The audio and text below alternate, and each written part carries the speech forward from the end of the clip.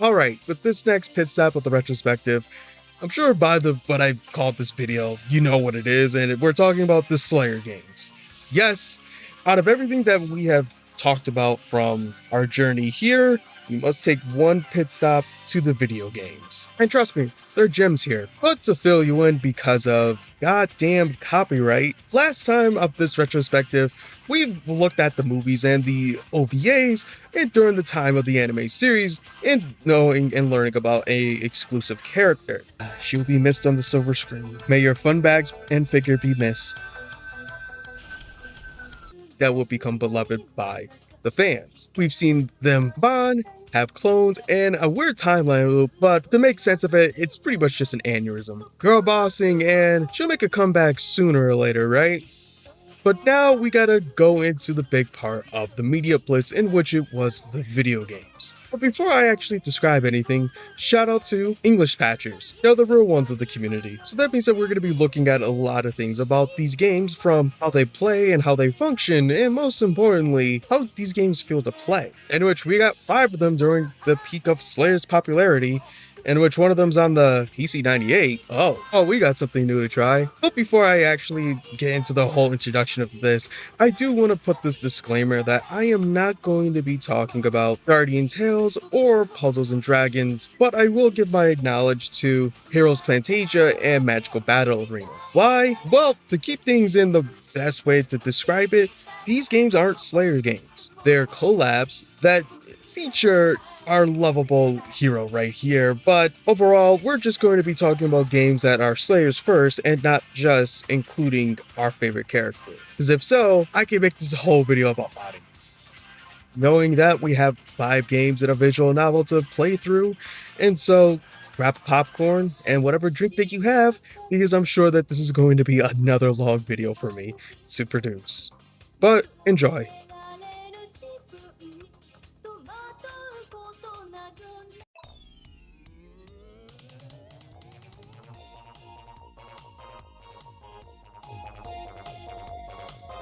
Right, so before we actually talk about the story of this entry, I like to talk about the PC-98, or what it's known as PC-9800, in which it was a 16 or 32-bit personal computer by the Nippon Electronic Company, or NEC, for selling it for business-oriented households. But as those computers became more common, they soon grew into being a hobbyist system. In the simplest way, this is just the early Japanese PC system. While the States would be thrilled by the world of fantasy RPGs and click adventures, Japan was thrilled by visual novels with simulations of many genres on hold. But man, these visuals just look beautiful. The sprite art on these games, even the simplest visuals, look so pretty in their own ways. Even following the PC-98 bot on socials, you'll actually see how great these visuals do look and how much effort that they actually put in. In which I will say this, I may not be a visual novel enthusiast. I've played a couple, and I can recommend some to my friends, but we're talking Slayers here. But the PC-98 was that haven for a lot of people. But knowing how this was pretty much difficult for me to emulate, because this was the first time of me ever doing something like this, to say that I was actually glad to actually play this game would be an understatement. I was actually excited to see how this game actually played and what it brought. And so, Slayers would come onto the PC-98 as being a dungeon crawler. So if you're not used to looking into the void and seeing small corners, then you probably won't like this game. If I put this, I actually don't mind dungeon crawlers. I'm not the most interested into them, but it's not a genre that I would say that I would totally just delete up my system. And well, it still enticed me to actually play through this game because, my god, look at these visuals. Get outside of the gameplay. And to say it's clear that the game, I was genuinely surprised was how beautiful the game looked. And of course, it's a PC-98 game where beauty is probably one of the main selling points, and I'm actually surprised that the games that I also tried out with this wasn't more. Especially with this generation of games in the 80s where a lot of anime-based games were either visual novels, majin, or even just shoot 'em ups, with the prize of seeing these characters, look pretty. And look, I have my reasons of playing this, okay? But nonetheless, the game goes as after solving the monster situation for the owner of the castle in the worst way possible, Lena and Gary are basically broke. Paying the expenses, while getting attacked by some bandits and finding out who they are, they give Lena the rundown on heading west to the legendary dragons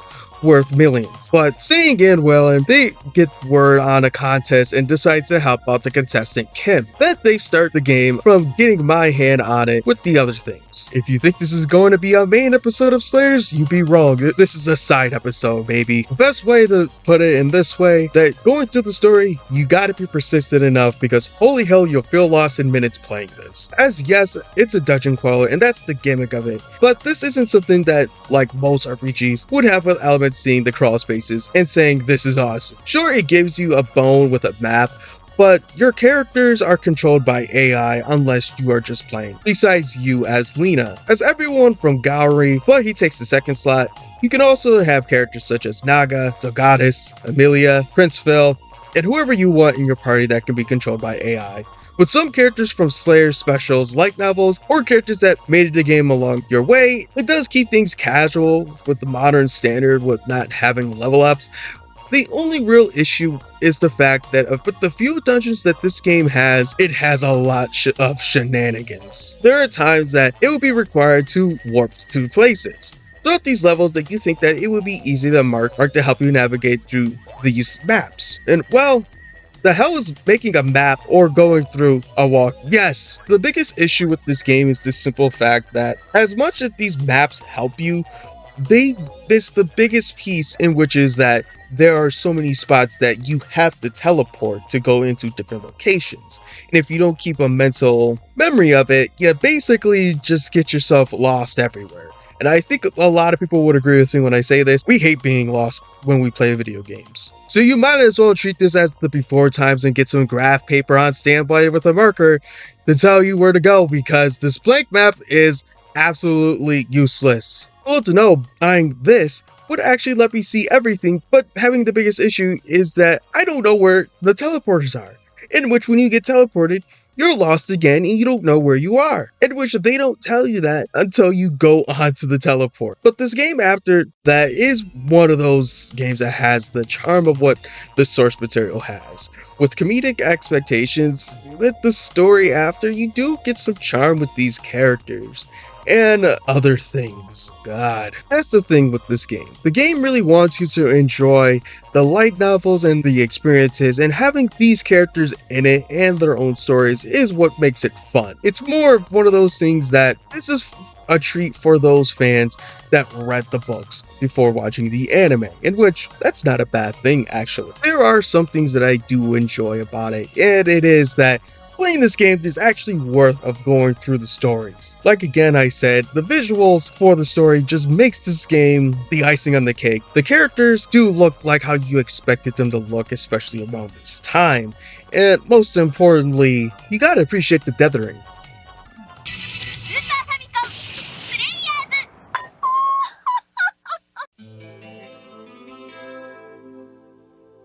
In the same year and the same name, Slayers for the Super Famicom, once again being released in Japan, but it would actually be dedicated fans in around 2010 would actually release an English patch for this RPG. So shout out to Dynamic Designs and Matt. I hope that you keep your room clean. But yes, this would be released by Band Presto and released with more love than it should. With the story being, as the title is, as one adventure that Lena gets trauma with her noggin and has lost her memories. Her pals along the way will help her along their journey to reclaim her memory. As of 1994, if you're reading the books, you would probably have a smile on your face with these characters because you were playing pretty much one of the light novels. But if you only had the context that would be producing as the TV yourself, you'd probably be asking yourself, who the hell is Connie? Well, you might have noticed that this is with a keen eye in what I said before, that this was around the time before the anime would actually be the main driver of how the games are actually functioned. And of course you would have to know the special books for Naga and Lemmy. Mechanically, this game is your typical RPG from 1994. The basic mechanics that you would think that it would have: attacks, magics, and of course that you can defend and protect yourself from getting, slayed. But one thing I'll throw my flowers for is in fact that I don't have to use an RPG blue to change the color of the text. And well, might as well put it back from what it was. It kind of looks weird being just purple. Nah, I don't feel that weird. But in more of a serious tone, you progress further, meeting your staple characters, in which I like in fact that every character in the anime is level 99 for the most part. So yeah, Amelia shows how much of a big dog you are, so you won't feel stupid asking where they would be down the line. You'll meet up with the gang and pretty much how everyone is in the series. First you meet Naga and Connie, in which you would be bouncing around level 10, in which the dialogue is of course humorous, with the jokes being where you think they would be landing on spots. And mind you, this might just be me because I am playing on the translated version, but looking into the Japanese text, yeah, it's pretty much similar enough to we would have here. But you can totally tell that the Super Famicom game visually was more going for everything besides the sprite works of just exploring around, because look at these portraits. Don't they look amazing? Look at these enemies. Don't they look killable? But as you progress on, then we actually notice that there's actually copies of Linas in this world, and people are finding out about it. In which maybe multiple Linas would probably keep the world balanced at some point.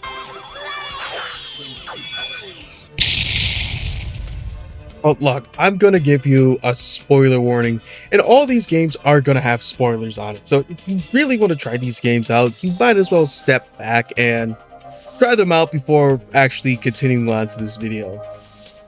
Okay, did I get most of those people out, or have they come back in? Alright. But spoiler alert, Lina we're playing as is actually a clone that we actually don't know until further on, as the original Lina was captured. So as we get the band together, we go and stop Zealous, the creator of the copies and all of them.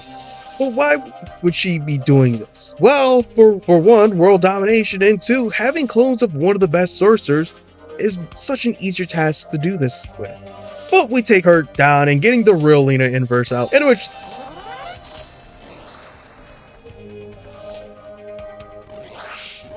things pretty much just go back to normal. In which, me doing research, there was actually a really interesting thing about looking up Zealous the Greater Beast, as pretty much this game and all the games are non-canon, but in this case we'll just say that there are other universes of the series. But since I'm more just looking into the anime and the games, I'm going to leave a lot of this stuff about her in the light novels to be for someone else. It's not because I don't want to, it's more that I think that somebody else can give her more justice, but just to give you a cool little fact that she's the reason why Zealous actually exists. And there's a small little grab of her having an appearance of her fine legs in the anime. So that's why I mainly gave that reason. And also, she can die for being a final boss. And also, this weird theory that I found looking at this character. So there was a debunked theory about Zealous being best friends with Lina's older sister Luna due to this picture right here. And people thought that to get the most layman's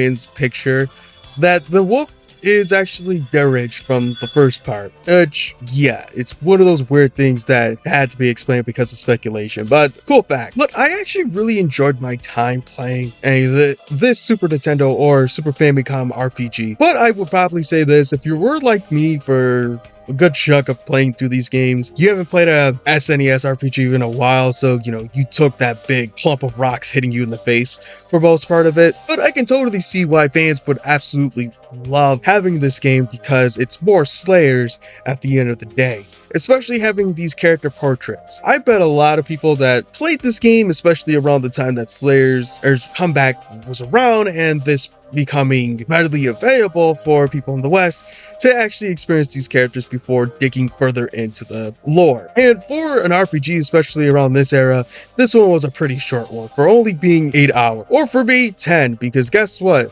When you got a lot of RPGs to play, you're going to be pretty brain dead afterwards.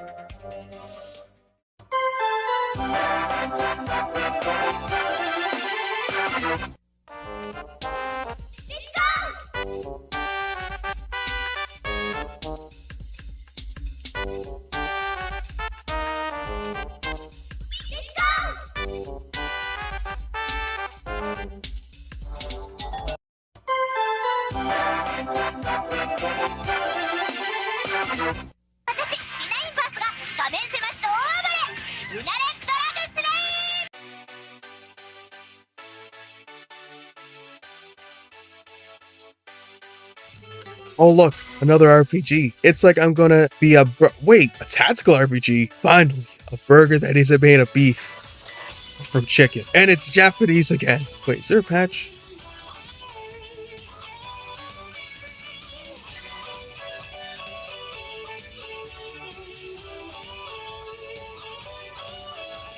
Oh god. Yep, I wish that this series had more love. As this was the hurdle for me with an eager Screecher, I decided to see if I could find the Golden Goose and see that I would actually find a savior by using translations onto my RetroArch. And which, it worked for the most part, but to be honest, this really looks ugly. And so, with the next couple games, if you ever see screenshots that look pretty ugly or look weird because of how text look, just know that I was using a translator to try to figure out what things are saying, but for the most part, I've replayed these games to just get the better experience of seeing everything for y'all here. So yeah, in which this game was actually released on Sega Saturn for the first part of the year, in which that in July, the game will be released in April of 1998 on PlayStation, because guess what? Honey baby! And hey look, I tried to play this game on the original one on the Saturn. I got Saturn to work for the Rayeth video, so I was going to play it here, and oh yeah, I can see why I'm gonna have to play on the PlayStation version. So with that, I might as well explain what a tactical RPG is. In which a tactical RPG is in its most basic sense of taking a game aims in its RPG elements and making it more of a strategic game of party placement and abilities. In which the best examples being Camelot's Shining Force and Fire Emblem, and sets turns that you're tasked to be strategically placing party members and attacking your opponents, but some games have permadeath mechanics in which the game has its own forms of difficulty. But this game doesn't have that, so it's the easiest way to play it. And so, what's the story of Slayers Royal? The story goes as this: it's Lena and Gowry and Naga are traveling, and they meet an elf boy that is named Lark, in which Lark is getting attacked by some monster. With us finding out that his sister's been captured, the game decides to help out Lark and rescue his sister. They find relics with the monster's race intentions of bringing Shepherd Nico back. And from being a tactics game, if there's anything for me to say about this, is that its sequel's Royal 2 does a better job with everything. It may sound weird now to say that, but when I'm talking about Slayers Royals 2, I'll bring that up back once again.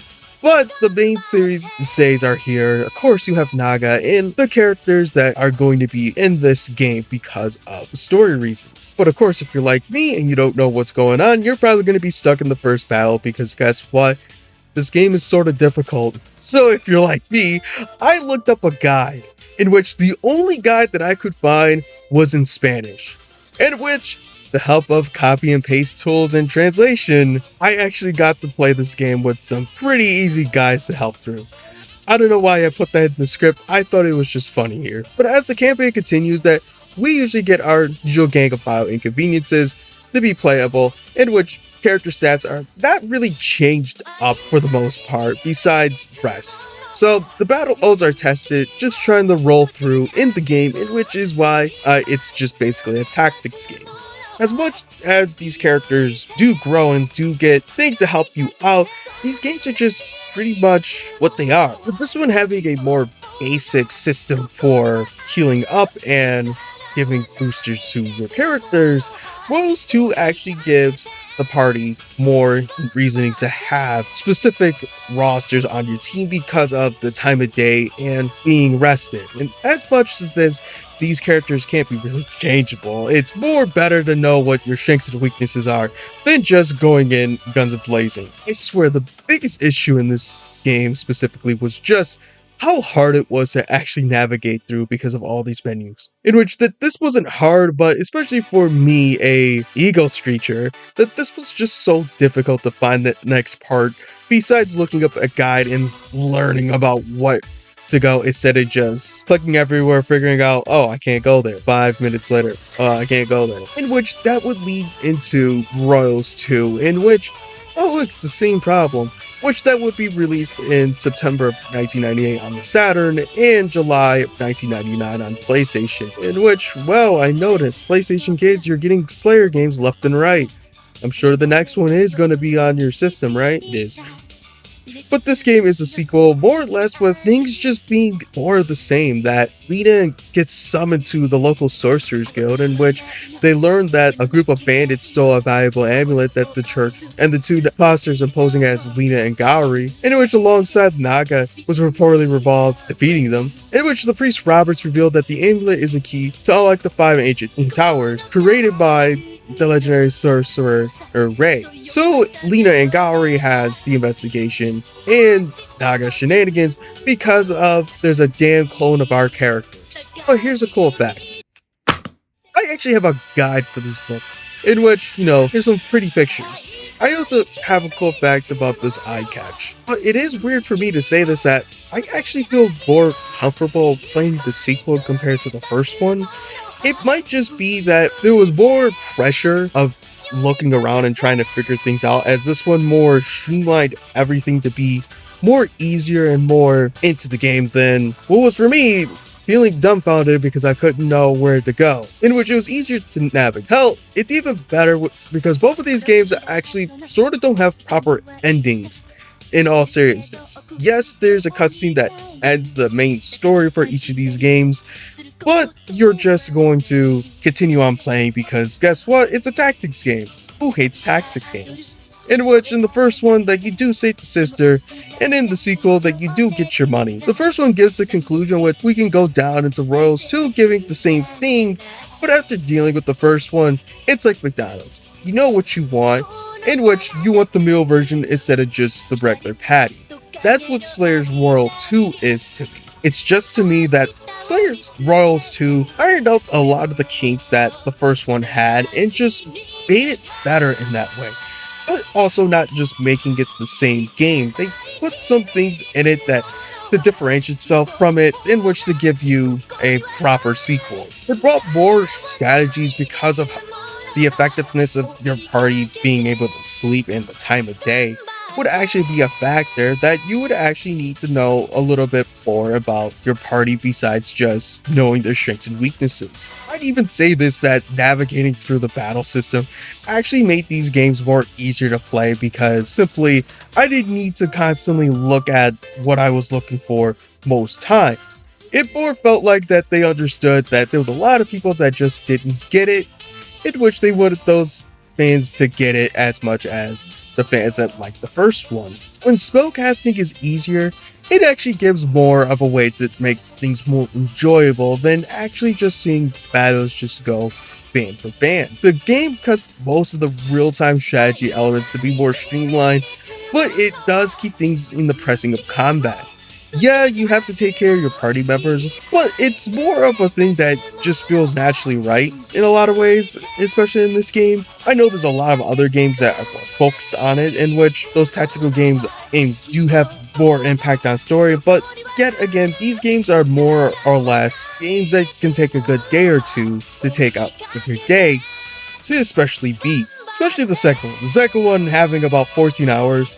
As much as far as I gotten to actually give a proper review and ratings on it, I'd say I at least gotten halfway through the campaign before I said I don't think I can keep going further with this. But these tactical games are difficult. I will say that. If you're not a tactical fan, I wouldn't recommend you playing this, but if you at least know Japanese and has a fair share of skill in tactical games, I think you'd probably be very pleased with the difficulty, especially with how some tactical games are, especially today. Let's just say this game ain't for the casuals, it's for the hardcore.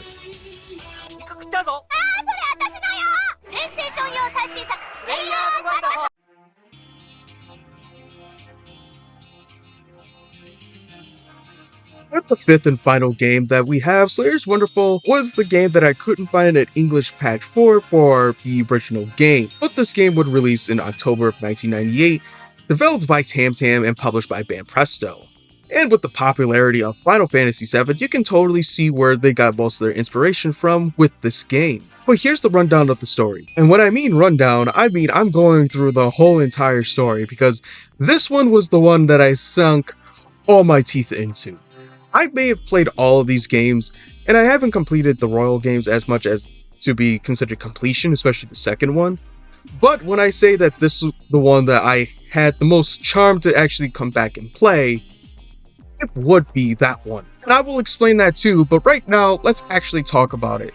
With one of their adventures, Lina and Gowry discovers their powerful spells and the Sword of Light isn't working, as they have to embark on an adventure to fix that problem and finding the biggest task for it and actually going to save the world. This one is just another RPG, and holy hell. After playing all these RPGs, I think I'm RPG'd out. Listen, I spent a good chunk of this just on getting gameplay. Replaying the PC98 game, both of them taking roughly around 4 or 5 hours, so basically 9 hours. Slayers on the SNES taking 10 hours for me, and then the Royal games taking about 16 hours because I'd be damned if I gotta try and continue on with Royals 2. This one really only took me 10 hours yet again, so you can kind of see why this was draining. This one is the most close to a modern RPG if you're actually wondering. Too bad that it's not in English.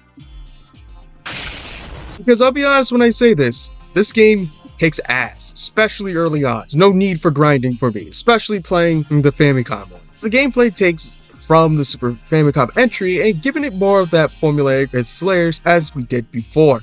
It's just that we can actually see our characters and, well, they look like our characters, right? Basically, Lina doesn't have her full arsenal of magic. The Dragon Slave is practically not effective at all because it just dust. And of course, we have our characters that you would be seeing in Slayers games. Of course, we'll have Lina, Naga, everyone's favorite, Gowry, Amelia, Zogoddess, and even Sophia with this one. But I'm willing to just admit to this that since I can't read most of these things, I have to deal with a translator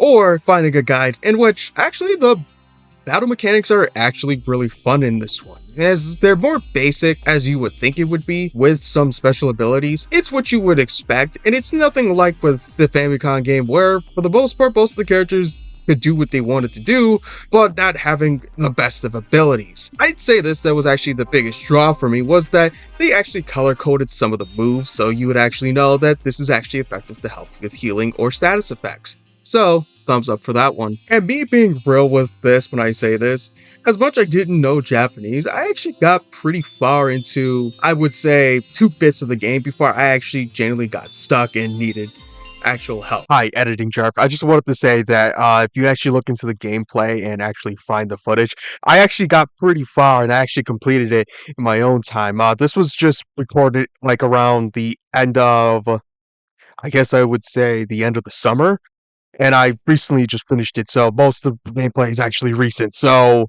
yeah, I actually got pretty far, but I still gotta talk about what I'm talking about in this. And which, be real with you when I say this, I feel like everyone's gotten stuck at Seiruin at some point. And so, I actually learned about one thing that happened during the project of making these videos early on. You see, there's a group of Russian fans that actually made a translation of the story of Slayers Wonderful and created a visual novel of it with the plot and the cutscenes with it in a way of higher resolution that was released in May of 2025. And so, as much I could just give the clip notes of it, I actually do want to give appreciation towards these creators and actually go through the story, and I'm going to be sprinkling in some of the visuals from there and my playthrough of Slayers Wonderful to help go on with the story. But to be openly honest with this, I completed the visual novel first before actually going and finishing the game, because guess what? Once I found my way out, I actually kind of figured out where places to be because of it. So take that spoiler, I guess. But basically the starting of the story is that pretty much that they are here, and pretty much after that we actually find out that in Atlas City that there's a white beige building, and on the second floor, or that we learn that the magic that can be sealed up with some sealing stones. But after that and some rest, we actually find a gold trail that Lena couldn't resist. And so, following the golden trail, we actually see that Amelia is here and being a good Samaritan. Wizard and his two henchmen actually has a sealing stone from a statue in which that we have to beat to acquire. And in Ancient City that we actually see the front side of the door. And from the front door that we go right into the path, passing some jail cells. Right, after examining these pairs of wings, then we actually go into the front door, not until that we have to fight some demons. But we actually see that we get our introduction to our boy Zelgadis. After that, we get the notion of going northwest as to talk to the owner of this bar. Going northwest and visiting the cake shop, that there's some forks and knife signs near a green stone. Which, boy, I love some cake. But basically, we're doing a quick little delivery for the mother's cake and giving it to this boy. But we actually meet two characters that will be a thorn on our side throughout this whole journey. Frank and Gongadru, or which I'm going to be calling Gong for short. Well, pretty much as Lena gives fighting words, Gong just doesn't want to deal with anything at the moment because of the simple fact that they have more important things to do. But as soon as we enter through this white building and heading upstairs, we actually find the next destination that we would have to go to, which is Banlan Lake Town. In which this is when I learned that there's actually some branching paths into this. Are there actual branching paths? Not really, it's just small quests to do. In the most layman's way to say it, that we gotta fetch the items because Lena wants to eat. Which, fetching the items and finding a big fish, we actually beat Naga. In which that we have to fight a sea dragon because fuck you, that's why. But right, after returning with the ingredients and the food, we can finally eat. And after a few shenanigans and beating the golem, we actually figured that she was a faker. And they've been experimenting on people. So it's time to look for them, in which there's no horsing around with this. Alright, let's actually get serious when I say with more of the shenanigans with Naga, Lena, and Gowri, and being ambushed by bandits, and with the interaction of any teenagers getting inducted with the series. And as Zal finally joins the party, we actually find that he's looking for the guild master from before to get the artifact they're looking for, to ban what's really known as the World Sea. We also learn that they took our sweet Amelia. No! As we show up to stop things, things are getting worse as we see Daima, the girl that we've seen earlier before, and we learned these two are related. And yes, one is a manic scientist, and the other one's a ninja, just like every other video game. We actually rescue Amelia and actually stop them for the time being. Coming back to the pub, we actually learn about Daiba and why she's against her sister, in which there's something fishy about this going on because this is just not her sister, is what she's practically just describing. And listen, when you have a sister that's a mad scientist, and Lena has a sister that's a waitress, I think y'all can both bond over something fishy happening here. Come on, Lena, I barely said her name. Why are you acting like this? But things go for the bartender, telling them that they can get some quick gold ghost busting, and the gang sees who's making noise, in which it's old bandit spirits. And well, being afraid of no ghosts, this looks like to be some easy cash, before is all of course dog. We're actually introduced that Sylphia because of zombies appearing, as we actually figure out that Dang is up to this. And he's the bone of our troubles. Yeah, I'll escort myself out. And to be frank with you, with the story, that this is actually one of the things I actually do like about this one, especially because this one does feel like that this would be one of those quick little arcs in the series that would happen before they would transition back into the main plot. Serious enough to have the stakes be so high, but yet it has that Slayer's charm that I actually do appreciate seeing with it. But after that, and knowing that they're still out there, learning that we find out that Lena can't sleep and her head heads to the old castle, and which we're told by the bartender. By the way, this bartender's the real MVP. Or not, because it's a movie reference. Naga's back and there's copies. And besides being cruel, Naga rescues them. No, seriously, they were treated like those things like they were disposable. Basically, Naga has control and making motions with her clones and even telling Lena to take a few of them along their journey to the Dragon Cave, or suffer the consequences of the clan of Nagas laughing. You may think that this may be heaven, but watching the last part, this seems like hell. Entering the dungeon that you'd find this white dragon, it's weakened by a curse, and this part would have been more important getting his scales and horns. But going to the Solo's mansion that we're planning to have pills made, but Solo admits that it's weakening the dragons to steal the gold, and after agreeing to not gross each other out, because would you want to tolerate this?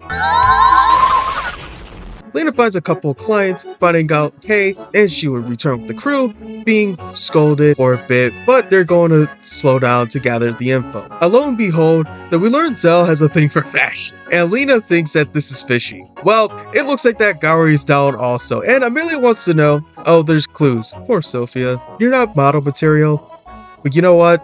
You're pretty. What? She makes it about her self-image. Come on, you gotta cheer her up. If anything, I have to say, this part really feels like a side episode because this is just utterly crazy in a lot of ways. Because it's everything that you expect a cruel gag like this to be, because Lena gets buried hard here. And you thought it was a gag about her figure being bad? No, they go tenfold with this.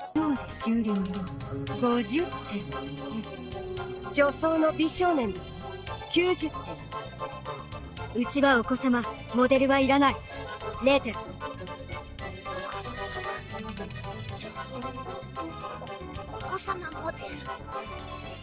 And as they head to the ship, Lu and Lel, they ask to basically pack mules while the boys are, oh.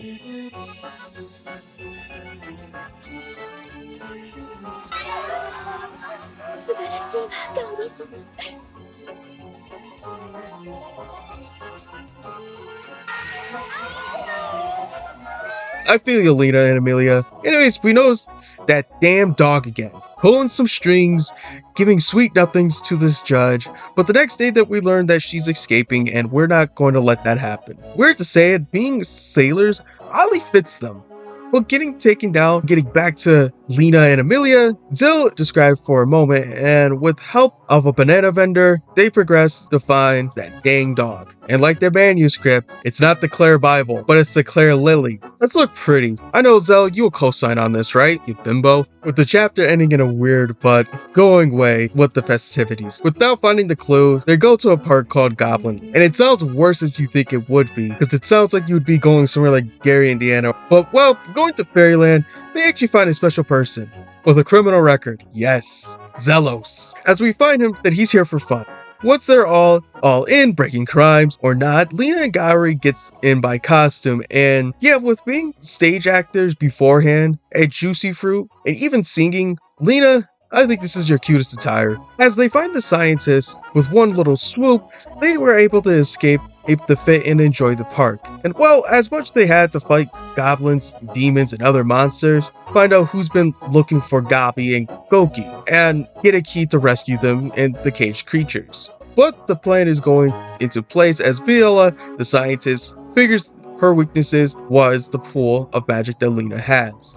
With everyone going as bad now because they're under the cinema, that they stop them, but they have more into their plans. As they save the children because the scientist was going to do the worst to them, they also abandon them. Well, actually, they rescue the kids and end the chapter with that kind of finale. Right after that, Lena gets a letter from her greatest rival in which that she is stuck and she needs to be checked in because she's a good friend. And well, it was a move and a call for assistance as Naga was kidnapped and was going to be a demon bride, actually. Demons, I understand that you like her, but there's like 10 of them. Why take the original? Well, Naga is looking for Lena because there's treasure here, and guess what? These girls like gold. Wouldn't you want gold? And well, going through this hell that they get to find the treasure, only Lena is tricked by Naga. And after all that, they actually get back into the real mission, in which is stopping Viola, as Daima actually knows where the base is, and the gang of bio inconveniences are going to finish this once and for all. And after a zombie attack, they head to the sacred tree, and hey look, it's the dragon killer. It looks like that he's been watching us once again. But back to normal life as for a second, as Zell, Daima, and Amelia are not joining the party as it seems like, as they're going to be checking out Viola's lab. Her mages are basically give them the details because she's summoning lesser demons as they get that to destroy and help the main party. And with that, the main party of Lena, Daima, and Gowry going lower down to the floors to face her, with Viola having one final experiment. And Lena is the key. The other party heads down there to help them out and figure out what's going on with the experiment. A pet demon. But learning this from Daima, that Viola is actually pretty impatient with her experiments, in which a lot of times 1 in 5 is the ratio that happens with her experiments of working. Actually, she's one of the experiments Da da da. Damn, Zell, stop the roasting, but finally they get their hands on her, in which defeating her. Zell shows up to tell them that they have to watch their back. That was fast, showing the Shadow Demon Chagraf showing up and taking control of her, in which that manipulating demon orchestrated this whole entire plan to regain his strength and have their power amplified by the seal. And with typical Zelos, not the way of the world in the hands of everything disappears because it's a win for the demons. But once and for all, going through this boss fight and defeating him, Viola is saved. We learn that she wasn't really evil but possessed. But with the reconcile of all of these characters that she met along the journey, things looks to be a little weird because that she doesn't remember everything. But Lena has a good idea, and that is to let her out and meet her sister, sorta, as a punishment, to become a better person. But I'm surprised that she did not run away of mentioning her this time. With ending with what Lena is known for and doing her best, Dragon Slay. Our girl got her magic back. Honestly, this game was the one I was most curious about to play. Specifically because of how this game looked in comparison of all the other games. I mean, this one was actually in 3D with all this stuff, and actually looked cool with their sprites. Not saying anything bad about the Royal games with their sprites, but the Royal ones looked cute, and this one also looked cute also, but I mean, look at this fucking render. As this one was the one that actually always intrigued me the most of when I was doing research on this. That it actually made me more excited to play it once I figured out how to get proper emulation to work and actually to translate it. But knowing how that was, and learning about this actually getting a visual novel adaptation from fans, that this one was just the one I really had to sink my teeth into. It was the one that I knew after the grind that this one would be the one that I would probably enjoy the most. God bless to the dedicated fans. Maybe one day we'll get the Royal games to get translated, but you know what?